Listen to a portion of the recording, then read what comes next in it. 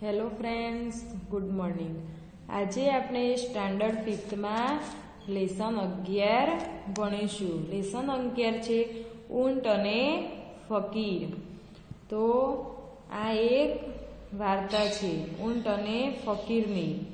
તો એક ઊંટ હતું તે ખોવાઈ ગયું હતું, જેને ફકીરે નિશાની આપી અને બતાવી છે। તો હવે આપણે એ વાર્તા જોઈશું।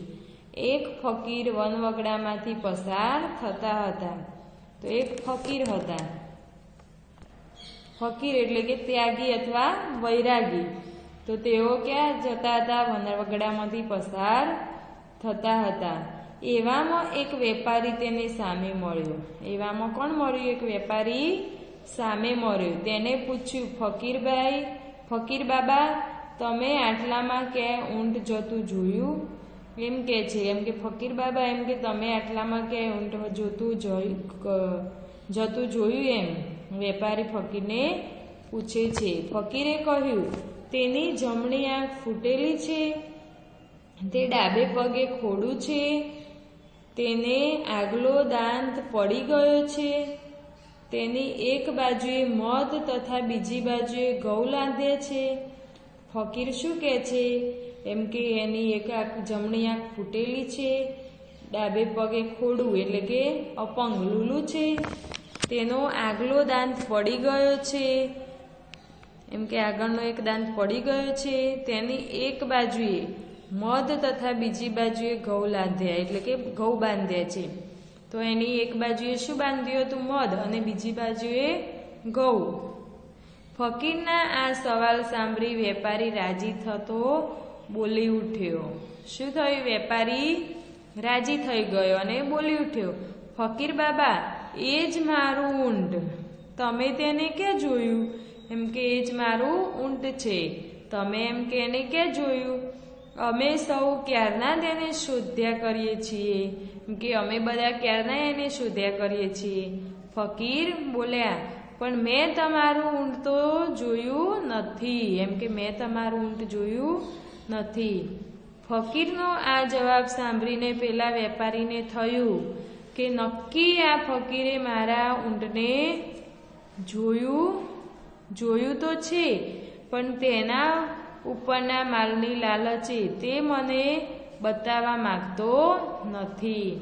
પેલો વેપારી શું વિચારે છે? એમ કે ફકીરે ઊંટ તો જોયું છે, પણ એમ કે માલની લાલચમાં તે બતાવવા માંગતો નથી। તેને જરા કડકાઈથી ફકીરને કહ્યું। તેને શું કર્યું? કડકાઈથી ફકીરને કહ્યું, ડાહ્યા થઈ મારું ઊંટ મને આપી દો। શું કહે છે? કે ડાહ્યા થઈ એમ કે મને ઊંટ આપી દો। તેના ઉપર કિંમતી ઝવેરાત પણ હતું। તેના ઉપર શું હતું? કિંમતી ઝવેરાત પણ હતું। જો નહીં આપો તો પકડીને રાજા પાસે લઈ જવા પડશે। શું કહે છે? કેમ કે ડાયા થઈ મારું ઊંટ મને આપી દો, નહીતર એની ઉપર કિંમતી ઝવેરાત પણ હતું, જો નહીં આપો તો રાજા પાસે લઈ જઈશ એમ। ફકીર બોલ્યા, અરે શેઠજી, હું તમને ખરું કહું છું કે મેં તમારું ઊંટ જોયું જ નથી, પછી તેના ઉપર ઝવેરાતની તો વાત જ છે। ફકીર શું કહે છે? એમ કે મેં તમારું ઊંટ જોયું નથી, પછી ઝવેરાતની તો શું વાત? એમ પેલો વેપારી હવે ગુસ્સે થઈ ગયો। પેલો વેપારી શું કરે છે? ગુસ્સે થઈ જાય છે। તેણે પોતાના માણસોને કહ્યું, આ ફકીરને પકડીને રાજા પાસે લઈ ચાલો। શું કહે છે? એમ કે આ ફકીરને રાજા પાસે લઈ ચાલો એમ। રાજાએ ફકીરની ઝડતી લેવરાવી। રાજાએ ફકીરને શું કર્યું? ઝડતી લેવરાવી એટલે કે પકડાવ્યા એમ। પછી પણ કશું ઝવેરાત તેની પાસેથી નીકળ્યું નહીં। કશું ઝવેરાત એમ કે ફકીર પાસેથી નીકળ્યું નહીં। છતાં ફકીરે ઊંટનું જે વર્ણન આપ્યું તે તો બરાબર પેલા વેપારીના ઊંટનું જ હતું, તેથી તેણે એ ઊંટ જોયું નથી એ વાત તો કેમ મનાય? એમ કે જે ઊંટનું વર્ણન આપ્યું તેના ઉપરથી એમ કે ઊંટ જોયું નથી એ વાત તો કેમ મનાય? એમ તેની ઉપરના ઝવેરાતની લાલચે તેને ચોક્કસ ક્યાંક સંતાડી દીધું છે. એમ કે તેની ઉપર જે ઝવેરાત છે એની લાલચે એમ કે તેને ચોક્કસ ક્યાંક સંતાડ્યું છે. એમ માની રાજાએ તેને સખત શિક્ષા કરવાનો હુકમ કર્યો. એમ માની રાજાએ શું કર્યું? શિક્ષા કરવાનો હુકમ કર્યો. રાજાનો હુકમ સાંભળી ફકીર બોલ્યા, રાજાજી, રહેમ કરીને પહેલો મારી વાત સાંભળો. એમ કે રહેમ કરી મારી વાત સાંભળો. ખરેખર મેં ઊંટ જોયું નથી. એમ કે ખરેખર મેં ઊંટ નથી જોયું. વાત એમ છે કે હું વનવગડામાં કેટલાય વર્ષથી રહું છું.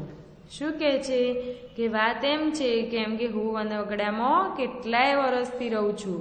મને બધું અવલોકન કરીને જોવાની ટેવ છે. ફકીર શું કહે છે કે હું કેટલાય વર્ષથી વગડામાં રહું છું અને અવલોકન કરી બધું જોવાની મારી ટેવ છે. આજે સવારે જ્યારે હું વગડામાં જતો હતો ત્યારે મેં જમીન ઉપર ઊંટના પગલાં જોયા. શું કહે છે ફકીર કે જમીન ઉપર એમ કે સવારે જતો હતો તો ઊંટના પગલાં જોયા, પરંતુ તેની સાથે માણસના પગલાં ન હતા. એમ કે એની સાથે માણસના પગલાં નહોતા. એમ તે ઉપરથી મેં માન્યું કે તે ઊંટ તેના માલિક પાસેથી છૂટી ગયું હોવું જોઈએ. શું કહે છે ફકીર? એમ કે ઊંટ એકલાના પગલાં જોયા, તેથી એમ કે કોઈ માલિક હોવો ન જોઈએ. એમ કે એકલું છૂટું પડી ગયેલું હોવું જોઈએ. પગલાના માર્ગની એક જ બાજુમાં ઝાડના પાંદડા કરડેલા હતા. પગલાના માર્ગની એટલે પગલા પડ્યા હતા એની રસ્તામાં એમ એક જ બાજુએ ઝાડના પાંદડા કરડેલા હતા. એટલે કે ઊંટે શું કર્યું હતું? એક જ બાજુના પાંદડા ખાધા હતા. તે ઉપરથી મેં માન્યું કે ઊંટ એક આંખે કાણું હોવું જોઈએ. ફકીર શું કહે છે? એના ઉપરથી એમ કે મને લાગ્યું કે ઊંટ એક આંખે કાણું હોવું જોઈએ. એમ તેના પગલામાંનું એક બાજુનું પગલું જરા ઓછું દેખાતું હતું. એમ કે જે પગલો હતો તેનો એમાં એક બાજુનું પગલું ઓછું દેખાતું હતું. તે ઉપરથી મેં ધાર્યું કે તે એક પગે ખોડું હશે. એના ઉપરથી શું વિચાર્યું ફકીરે?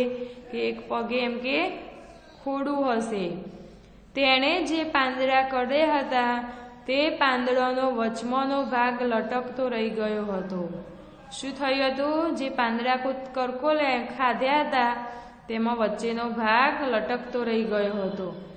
તે પરથી મેં માન્યું કે તેનો આગલો દાંત પડી ગયો હશે. શું કહે છે? એના ઉપરથી એમ કે મને લાગ્યું કે એનો આગલો દાંત પડી ગયો હશે. તેના માર્ગની એક બાજુએ ઘઉં વેરાયેલા હતા. શું હતું? એક બાજુ ઘઉં વેરાયેલા હતા અને બીજી બાજુએ માખીઓ બણબણતી હતી. શું થયું હતું? બીજી બાજુએ માખીઓ બણબણતી હતી. એ ઉપરથી મેં અનુમાન કર્યું કે ઊંટની એક બાજુએ ઘઉં લાદ્યા હશે અને બીજી બાજુએ મધ લાદ્યું હશે. એટલે એમ કે એક બાજુ ઘઉં બાંધ્યા હશે અને બીજી બાજુએ મધ બાંધ્યું હશે. એક માણસ તેની ઉપર બેઠું હોય તો ઘઉં કે મધ નીચે પડવા ન દે. એક માણસ ઉપર બેઠું હોય તો મધ કે ઘઉં પડવા ન દે.